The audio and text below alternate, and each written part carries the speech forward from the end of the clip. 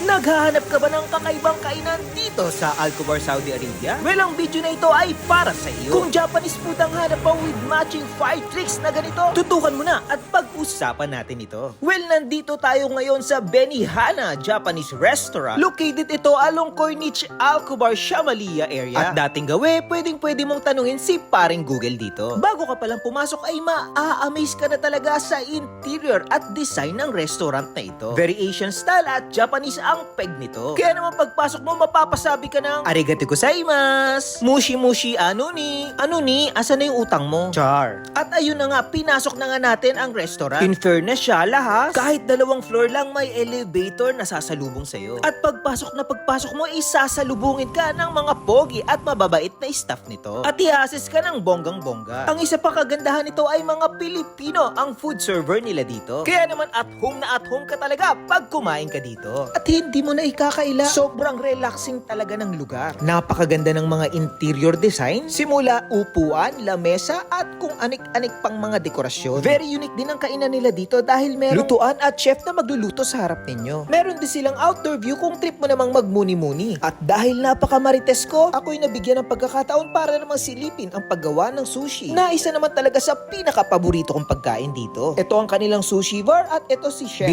Busy sa paggawa ng sushi roll. Actually, nagmamaritesan kami ng mga oras na yan. Ini-interview ko siya habang gumagawa siya ng sushi roll. O diba, pinanindigan ko talaga ang pagiging marites? At in fairness, sanay na siya sa ginagawa niya. Hetong at pinakita niya na sa akin ng finished product. At hinatid naman ng poging waiter sa aming table. Promise, wala akong masabi sa customer service na meron sila. At eto na, dumating na ang bida ng show. At maya-maya papakita ko sa inyo kung bakit kailangan kayong kumain dito. Heto't nag-umpisa na nga si chef at ini-explain niya na kung ano ang mga dala-dala niya. Pero bago ang lahat, papakitaan muna niya kayo ng gilas.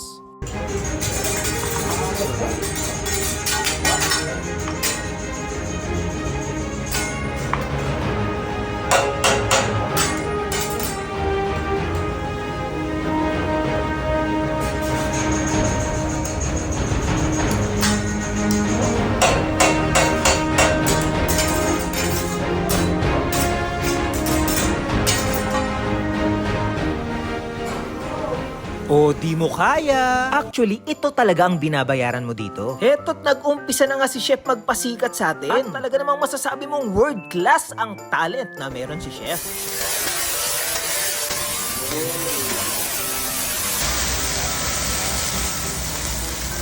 Yung tipong mapapa... Wow! Ulitin mo, Dave. Masyadong pa-virgin yun. Wow! O, okay na, maluwang na yun, ha? Happy? Happy? Eto nga't nagluluto na siya ng appetizer namin. At gulay for the gold ang peg natin dito. By the way, may storytelling pala si chef habang nagluluto. Sampulan ko kayo.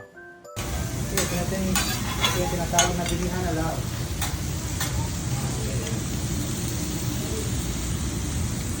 Okay, siyempre, puso, sir. Kailangan sinising ko ba? Ready? 1, 2, 3.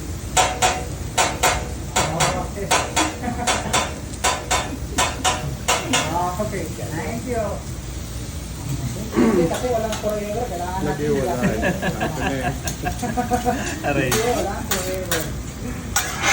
O di mo kaya, medyo bitter si chef doon. O aminin mo, nakarelate ka. Yung ang sweet nyo sa umpisa, ikaw ang mundo ko, ikamamatay ko pag nawala ka. Mahal na mahal kita. Pero nung nag-break, buhay na buhay pa. Nakailang jowa ka na pero alive and kicking pa. May lahi ka bang alapusa, lampas siyam na ang naging jowa pero buhay na buhay pa. Charis! Eto nga't nilalantakan ko na mga pagkain na hinain sa atin at talaga namang approve sa panlasa ko. Ang payo ko lang, dapat super gutom kayo pagkakain kayo rito. Para naman sulit na sulit lahat ng binayad nyo. Heto nga't nilagay na ang gulay pang pahaba ng buhay. At hindi din naman mawawala ang paandar eme ni chef. Wow!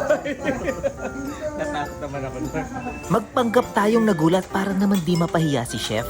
Char! Heto't umabot na tayo sa main course. Steak at super quality ng beef nila dito. At eto nga't nagpaalam na sa amin si chef para naman ma-enjoy namin ang pagkain namin. So that's all, sir. Thank you and welcome to Binana. Don't worry about it. Salamat po. At sa daldal ko, hindi ko natiis na kausapin ang waiter nila dito. Riyad kasi nag-start. Kaya